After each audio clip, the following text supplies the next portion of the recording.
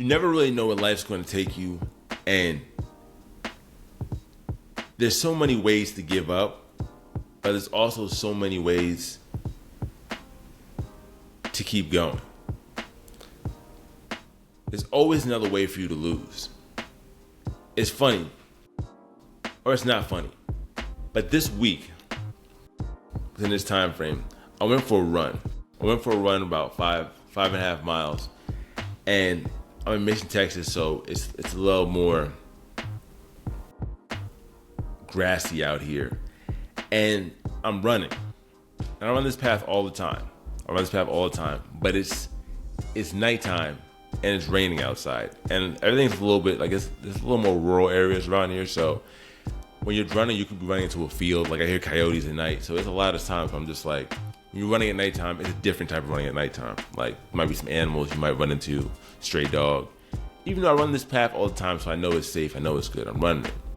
I'm like boom, boom, getting in. You know, it's raining outside. It's cool. Like I know this path. I know this turn. I know where I can go. Here, boom, boom, boom. This is me already running.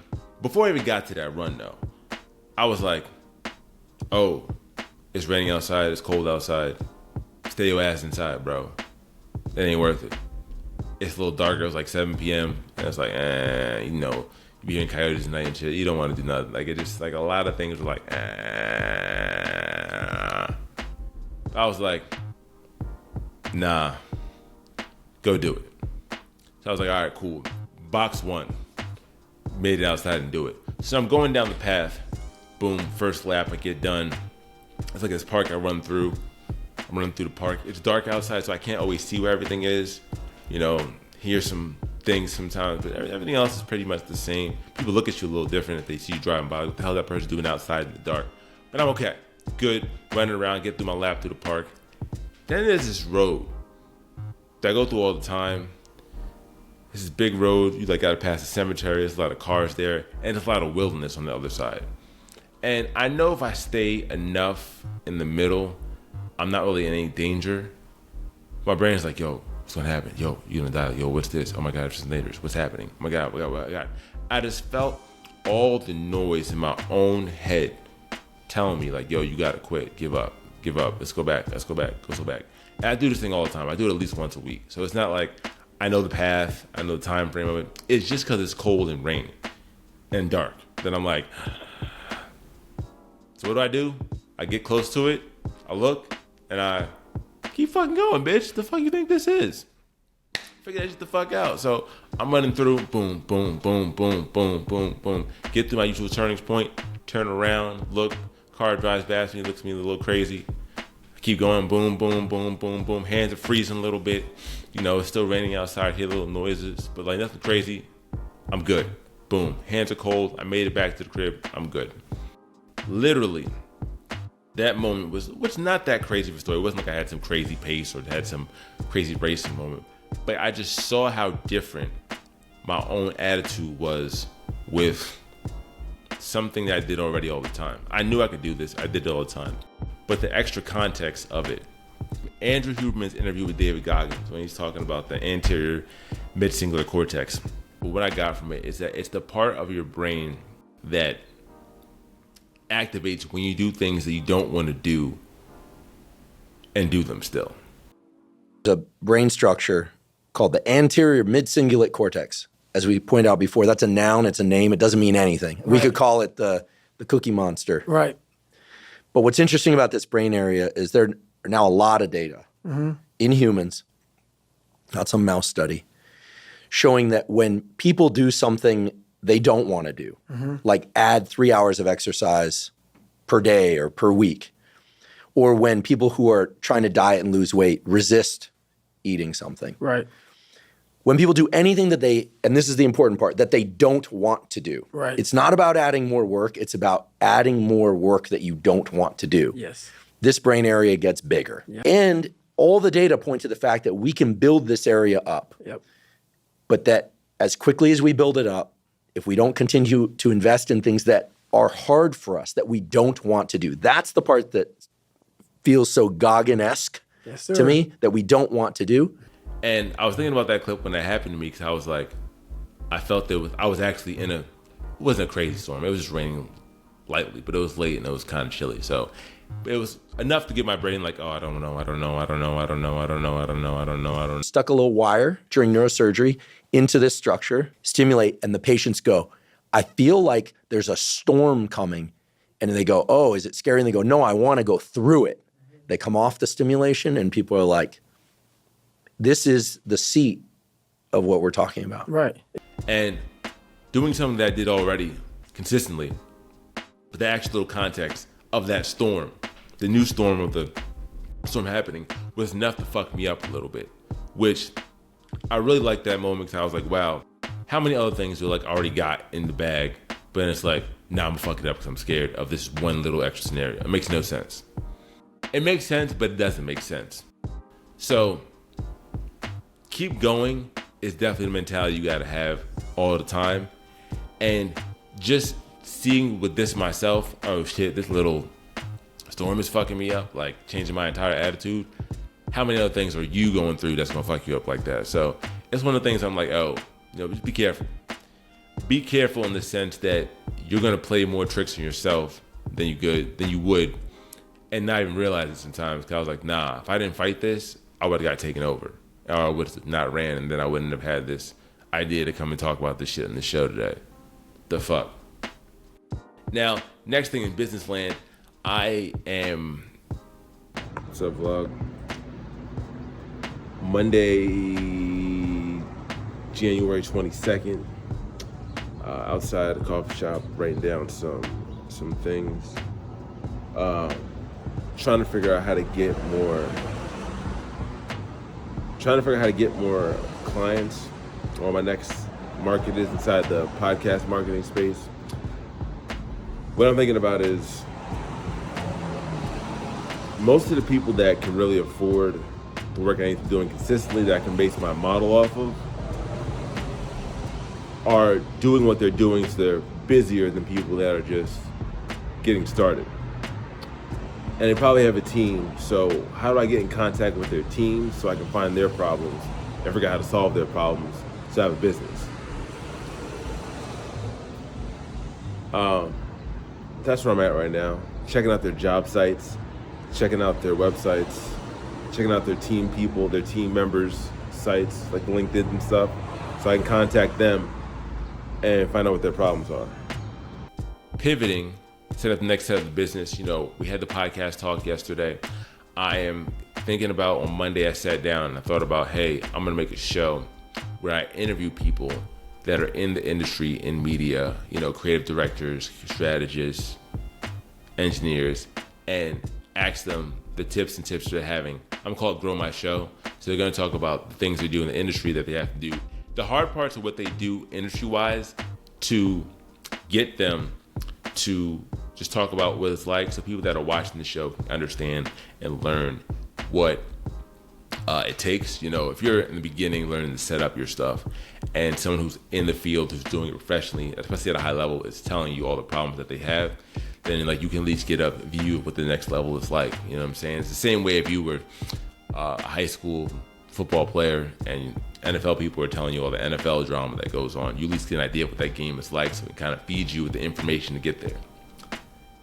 Now, that's all great information show-wise, but selfishly, it is a way for me to get into people that are doing things I want to be doing, learn their problems, and then build my business off the problems of the people that can afford my services. The one thing that I've learned the most, or I've heard that I've learned the most, is that you got to make sure you can have a market that can sustain you and your business. And Hormozi has this quote where he says, solve rich people's problems, they pay better.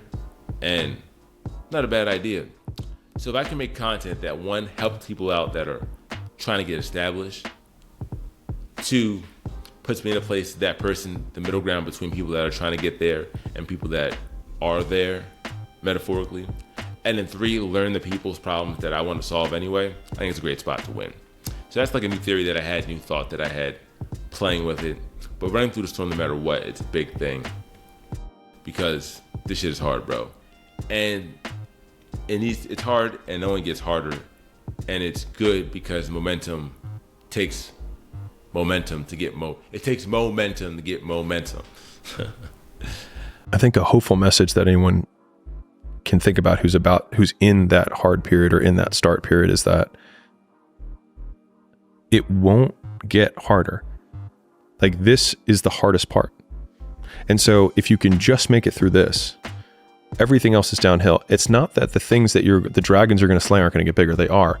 But you become so much more equipped to slay them back. And you have so many more allies. You have people in the stands cheering for you. You have the audience. You have all of these other things that are behind you. But in the beginning, it's just you with a stick against a bear.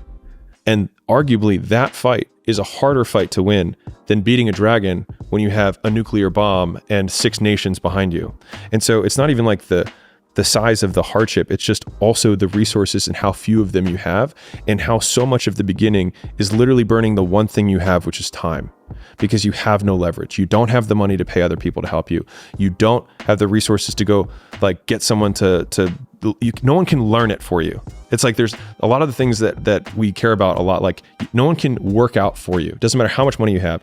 No one can learn skills for you. And so in the early days, like, it feels so painful because you're like, you look around to see who can help you, and then you're like, fuck, it's me again.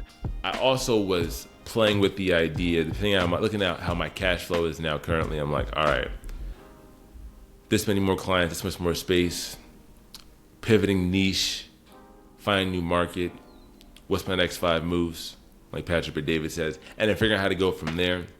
Then I was playing with the idea, like, maybe I should go work at an agency. That's definitely not out of the picture. If I work at an agency to learn how to do what I do, I get to increase my skill set. Because I think my biggest problems right now, business-wise, are, 1, no niche. I'm not niche down enough. Really don't have enough podcasting now is like established, but I have to do the work to get the result for that. So no niche, first of all. 2, skill set good, but not at the level that it needs to be to compete with no niche. You know what I'm saying? Like, if I'm a agency with no niche and like I just edit videos and make YouTube videos, but like it's harder to pitch when you don't have the exact bing, bing, bing, bing points. Then 3, I'm also new at business as a whole. So proposals, the sales process, the legal tender, like it took like all last year with me just learning that. So let alone the infrastructure of what the actual business is, just like being a business, what that thought process is like, what those issues are, what the pain points are, you know, making proposals, coming up, understanding how much to even make a price for something. That's a lot of shit you got to figure out before you even make your damn thing. That's like, how do I be a business? Then what does my business do? Then how do I find the people that I do for my business? Then how do I service that? How do I communicate that to people effectively? There's a lot of different problems that I've been in the process of trying to solve. So going out to work at an agency to really learn the actual craft the right way is not out of the picture for me. I had a whole little moment. I was like, damn, is this quitting? But if it's the ends to the means and it aligns with everything else that I have to do already, I don't think so, because I always have more time to do what my main venture is. So that's definitely on the table now. And it took a little bit of emotional to deal with that. Like, fuck, I'm quitting. I wouldn't say it's quitting all the way though. So that's like a new thought that I'm having. But no matter what, definitely still focusing on the podcast space, doubling down.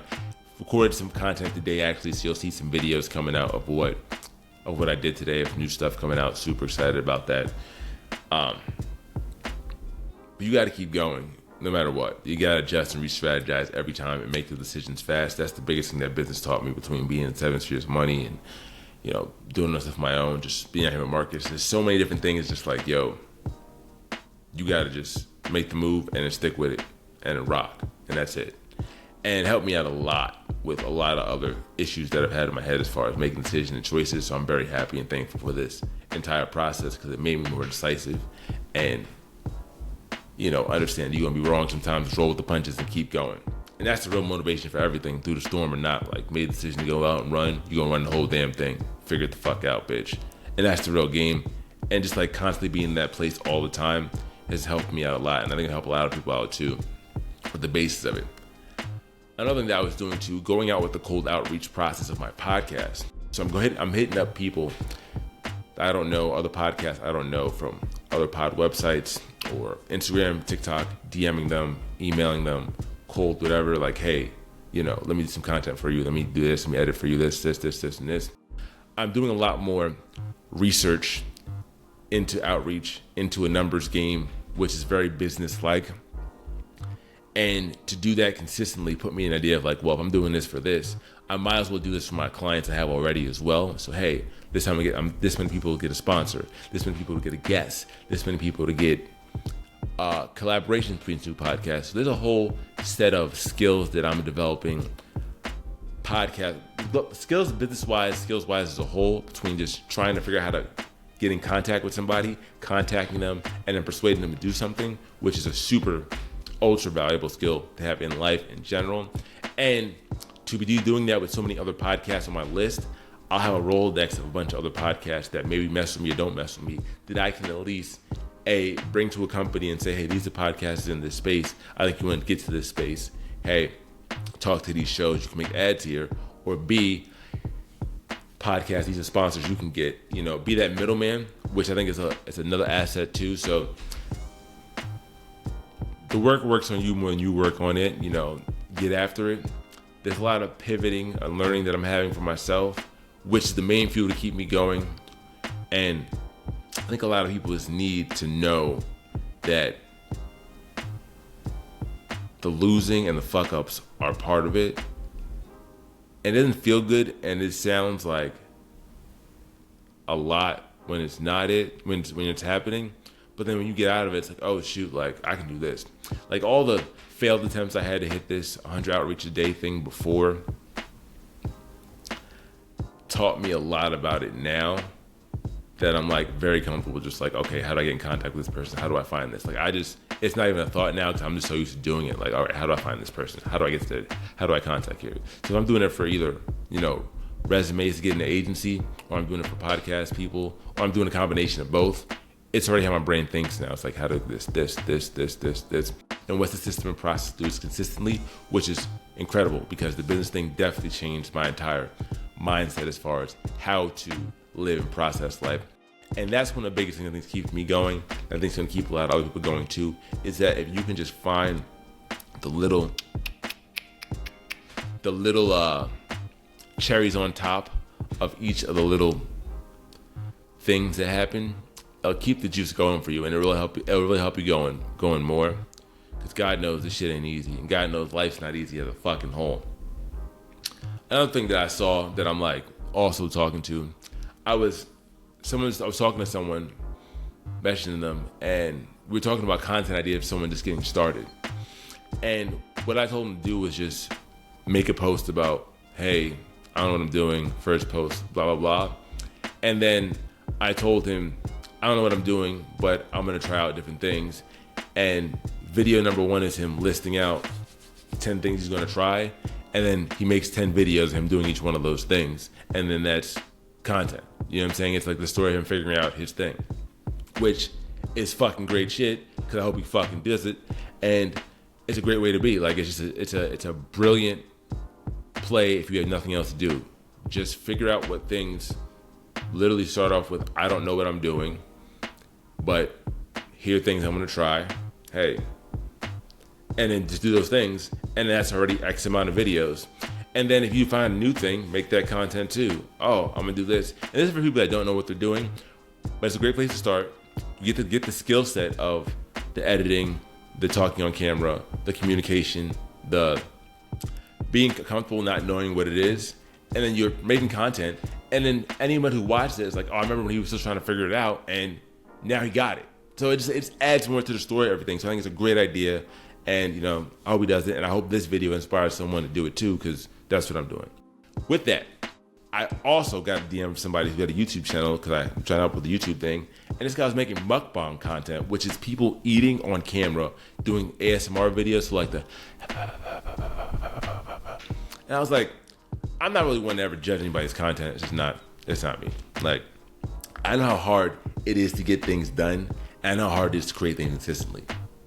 And I was like, if I can make content of me just eating food and people just vibing me eating food and just be like, oh my God, the way he talks and the sound of it is so crazy. I don't know how you make the ASMR and the ASMR inside of it, but you just put a camera down and eat.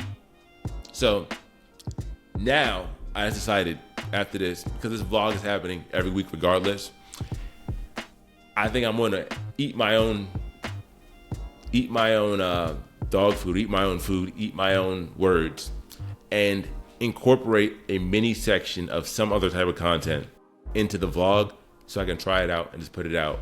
So I think I'll do 3 or 5 into it. So there will be 3 little mukbang sections in the vlog coming up. Just do it. Like I'm gonna do 3 ASMR mukbang type things, just like a little side note into the vlog, because it gets the creative process is flowing.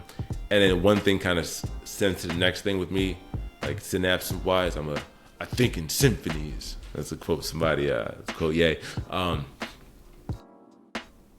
But I like that idea for him, and I like the idea for me. I'm just gonna try out putting other contents in to this, because I'm gonna do this consistently anyway, and then I can mix that in to everything else. And I think that's a great idea for a lot of people too. Just kind of try out little things in your base piece, because it makes it easier. It makes it easier, and you get to try some fun things too, a little bit of spice to each thing. So, whatever you're going through, keep at it. Take it one step at a time, and you'll get there day by day.